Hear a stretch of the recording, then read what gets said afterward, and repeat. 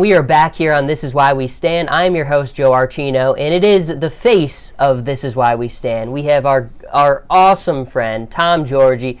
Tom, every time we see you, it brings a big smile to my face. So happy you're here with us again for our February edition of the show. And once again, like I always say, happy to be here. Tom, I think today's program kind of started off on an even more special note because we had someone who is a huge fan of yours, who we've talked about before, Randy Jurgensen.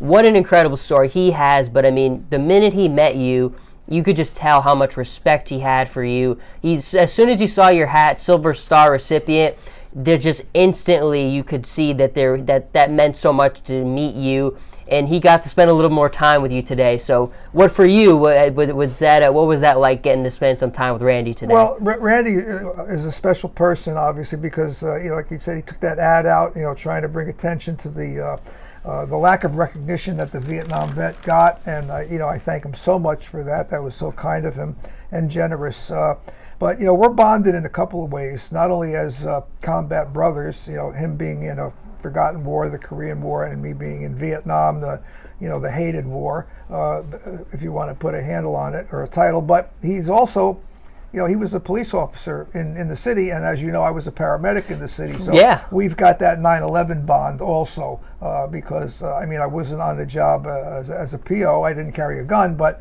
I worked in the 9/11 system side by side with the police, and I have the utmost respect for the work that they did and still do to this day. So Randy and I are bonded in a lot of ways. And I didn't even think about that, but that is such another amazing connection, and it always goes back to people such as yourself and Randy. Your selfless dedication to your fellow countrymen never ends. Once you came back from war, you continue to serve, different capacity, but still, nonetheless, it's hard work, making people's lives better. And my friend, it's one of the reasons I have the utmost admiration for you and why I'm so honored to call you a friend. One of the other things I wanted to bring people's attention to is, This Is Why We Stand, the documentary is coming out pretty soon, but I had such a great opportunity to show it to a group of veterans at Rye Recreation. And who was there to get to see it? Who was one of the stars of it?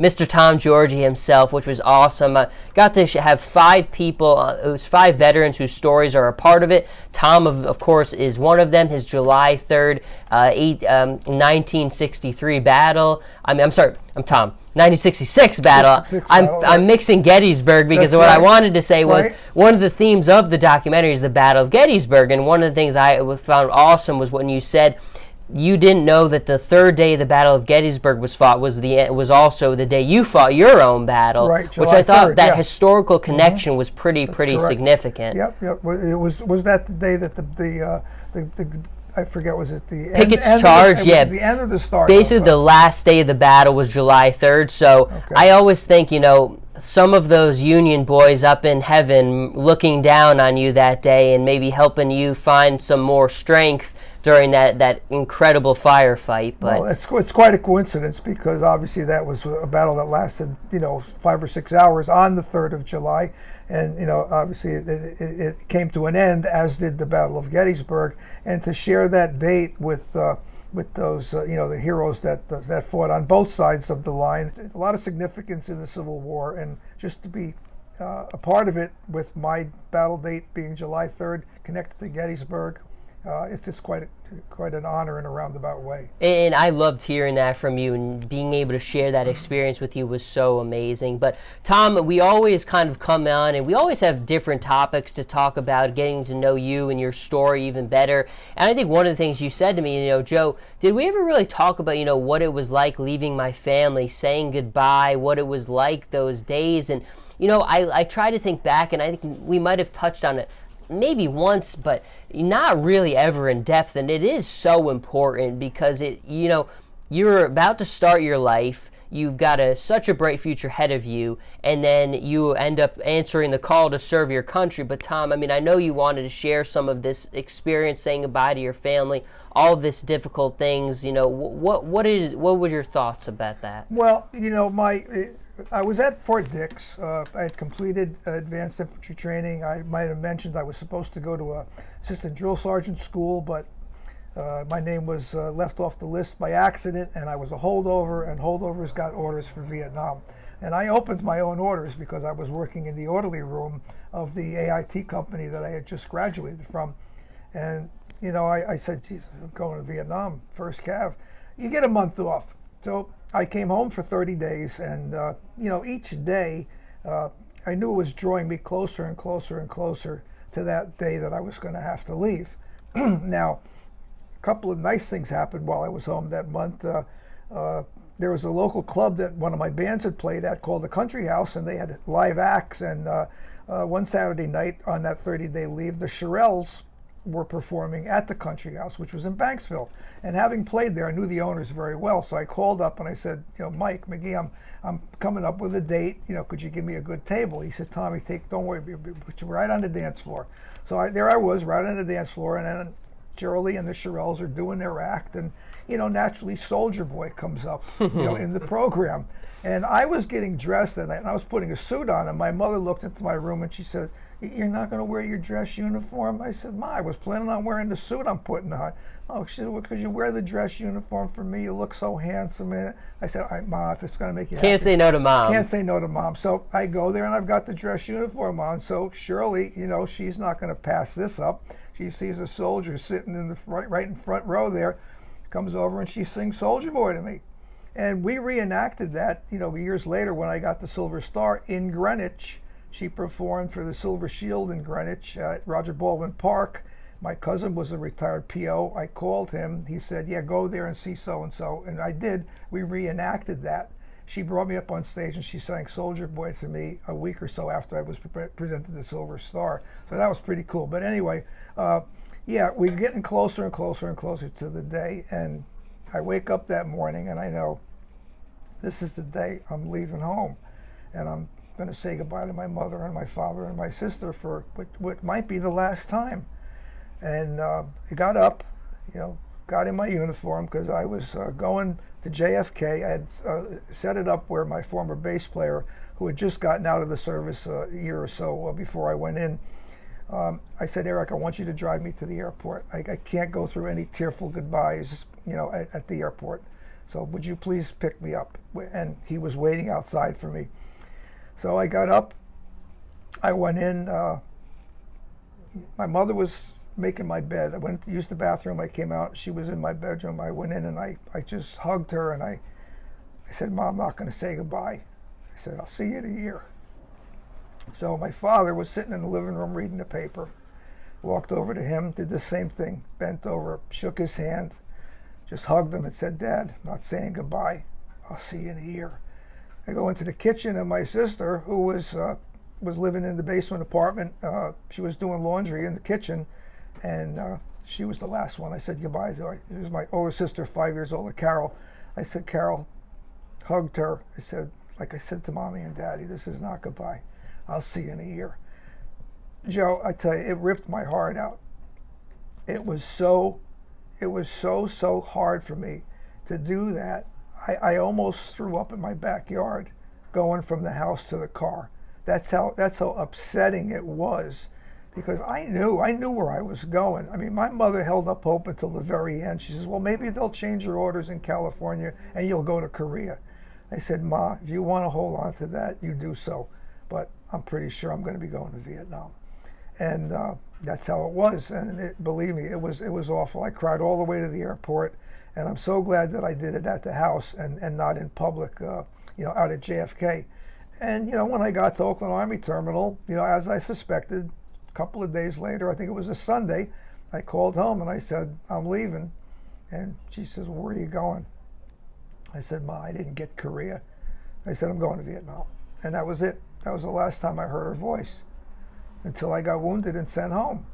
And, when I got home on July 7th, got there late in the day after a grueling flight from Clark Air Force Base, which left on the 6th, I think, of July, crossed the international date line. When we finally got to St. Albans, it was late in the day on July 7th, I believe, and I was a burn patient, and I had these huge bandages on me for this long flight. They didn't know when they were going to be able to get to them, so when I got there late in the day, I had a ridiculously high fever, and the doctor said, we got to get these bandages off of him.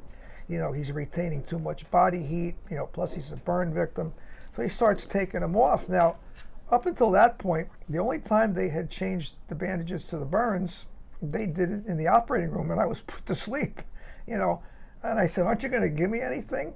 So he sent the nurse, and she came back, and she handed me 2 Percocet. I said, what do you want me to do with these? He says, take them.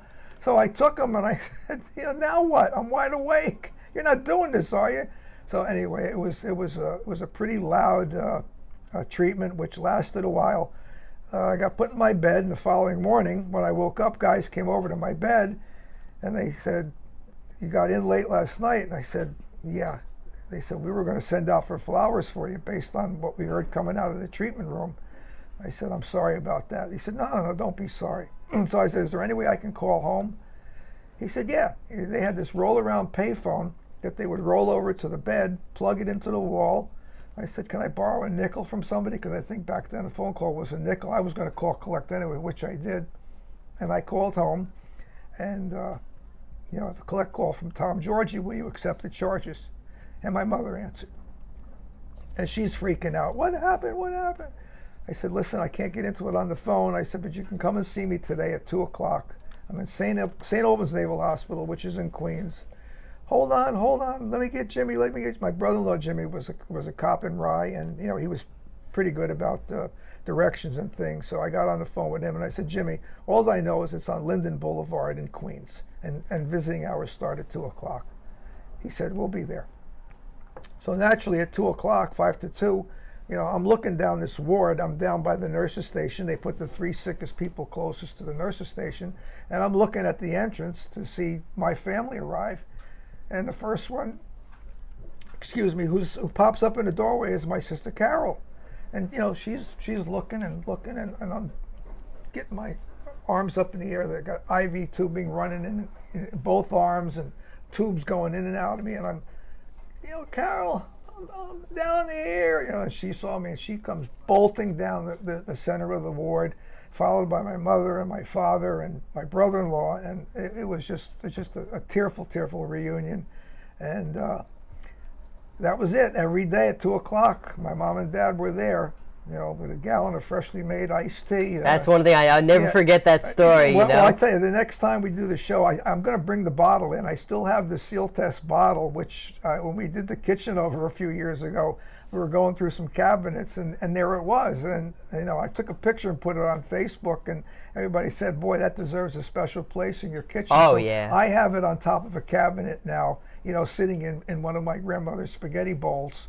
So I'm going to bring it in, because it's an old-fashioned seal test glass bottle with a little red plastic carrying handle and a little spout on the end of it. It was milk, back in those days, but we used it to put iced tea in. But anyway, that's quite a fond memory for me, because couldn't drink, the soda was killing me, bloating me, and water, get pretty tired of that. But freshly made iced tea did the trick, and having the malaria and the burns and everything, I needed to really replace fluids and drink a lot. So that helped tremendously. It's when you put all of this together, I hope for anyone who really has ever discounted the Vietnam veteran experience or anything like that, this is kind of a window into understanding, what was at stake, what it was like to leave your family behind, to never know if you're going to see them again, and then to come back to a nation that doesn't show you any gratitude and blames all of the troubles of politics and everything else on you, the warrior.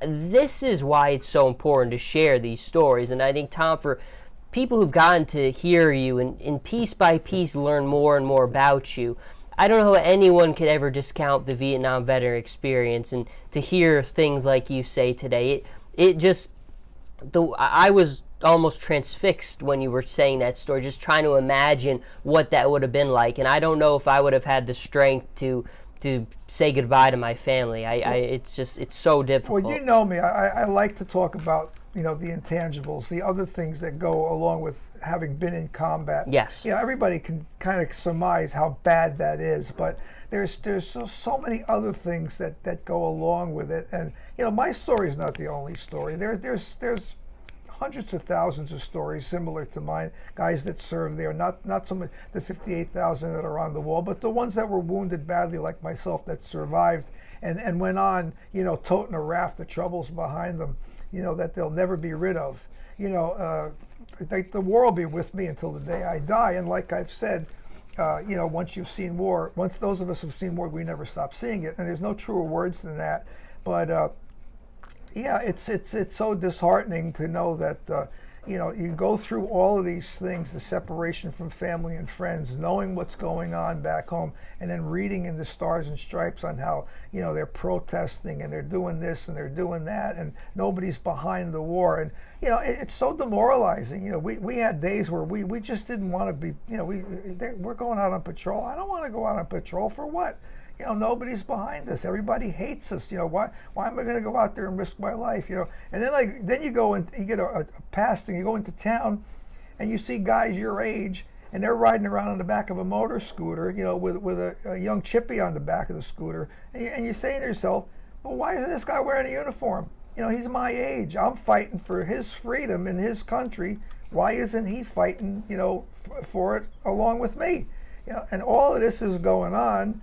And you're being treated through the press miserably, and then you get home and you face it, head on. Like I know guys that, I don't know if I told you the story of George Butler, who got the Silver Star on the day I was wounded. He was it was an M60 gunner on one of the APCs that came in and rescued us. And he went home after his second tour, I think, and he was in the airport in San Francisco, and he had his uniform on, and a young girl in a long hippie dress came up drinking a milkshake. She said, "You served in Vietnam?" And he said, "Yes, I did." She threw the milkshake in his face and all over his uniform.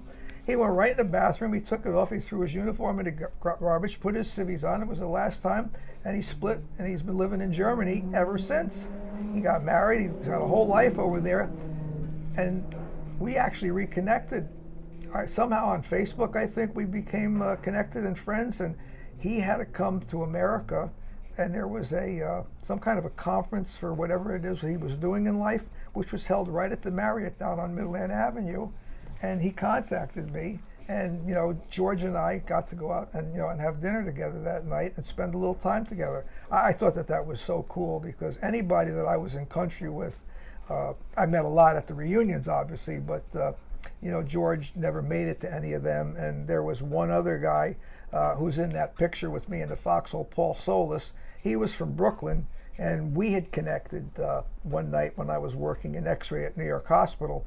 I don't know how I tracked him down, but because he was in Brooklyn, he made his way into Manhattan that night, and we went out and had coffee together and spent some quality time together. So that was a real treat for me to just to be with guys that I was in country with. And that's why these reunions that I go to and I've spoken about mean so much to me, because when you get to spend time with guys that you were in combat with, that you have that just unmistakable, unbreakable bond that only guys, and had guys in my PTSD group say it over and over again, guys, the only people that understand what we're saying are people like us that have pounded the same dirt.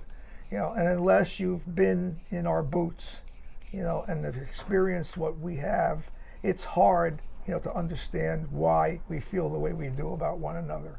But there's not one combat brother, and I don't care what your political opinions are, what your religious feelings are, or we would do anything for each other, and that's nothing would stop us. I'd go to the wall for anybody. I don't care if you're red, blue, black, white, left of the aisle, right of the aisle. It doesn't matter. You're a combat brother. I'm going to the wall for you. And that's why it's so powerful, Tom. That's one of the things that I try to get across in the documentary is, it doesn't matter what your background is, who you are, where you come from. When you're in the military and people like yourself, the brothers you serve with, you're a family, you're eternally bonded forever.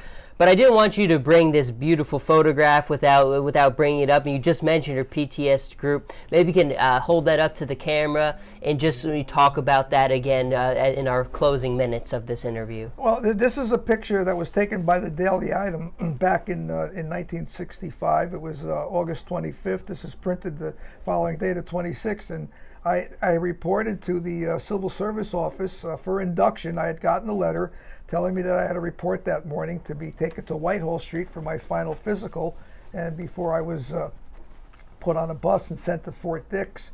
And it just turns out that years later, when I got into PTS counseling, there was this is the Vet Center, is that in the same building that the Selective Service Office was, in the basement of this building.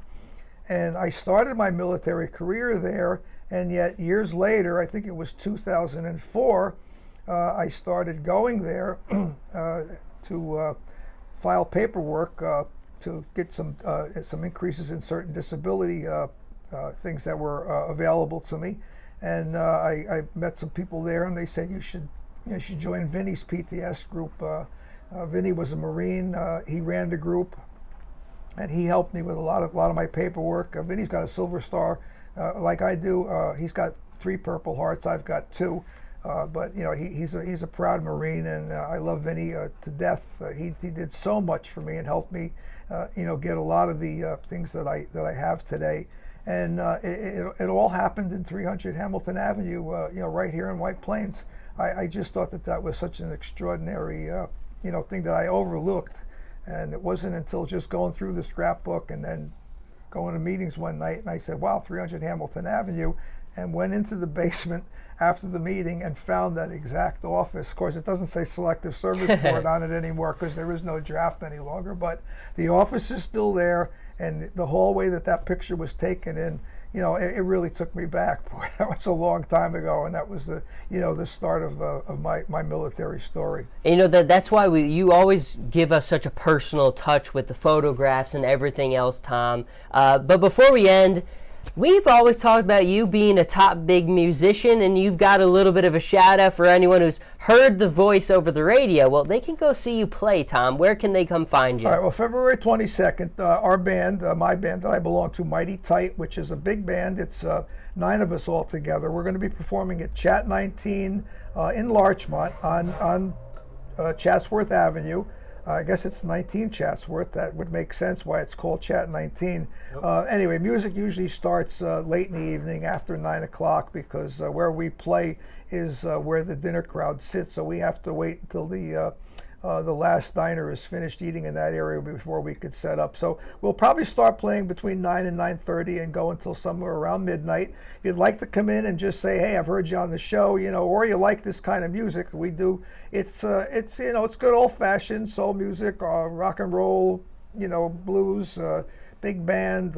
It's good danceable music if you want to get up and cut a rug and show everybody your moves. This is the music to do it to. Like it says on our card, music is the soundtrack of life. So come on down, Chat 19, February 22nd. I'd love to meet anybody that comes up and says, hey. Hey, Rebecca, can we pencil that in the calendar? I don't see why not. I think Tommy will. Rebecca and I are going to be there, so I don't know if they're going to be. They might kick me out if they see my dance moves, but I'll try not to embarrass you too much out there, buddy. That's okay. That's all right. Oh. Tom, no, I really appreciate, as always, my friend. You are the heart and soul of this program. You are since you've come on, I believe, March, I think, of last year was the first time you were on the show. So we're almost at the 1-year anniversary next March, which we will be recognizing Vietnam Veterans Day because it falls on March 29th. The show will be before that, okay. But of course we're going to be recognizing it a little bit early. But Tom, I can't wait for that. When we look back at all these special memories we've been able to develop together, they mean so much, and I'm so glad you're here with us once again, my friend. Well, in addition to the iced tea jug, the Seal Test iced tea jug, I'll see if I can scrape up a few other things to bring in honor of Vietnam Veterans Recognition Day. Can't wait for it. All right, everyone, you heard it. That's Tom Giorgi. I'm Joe Archino.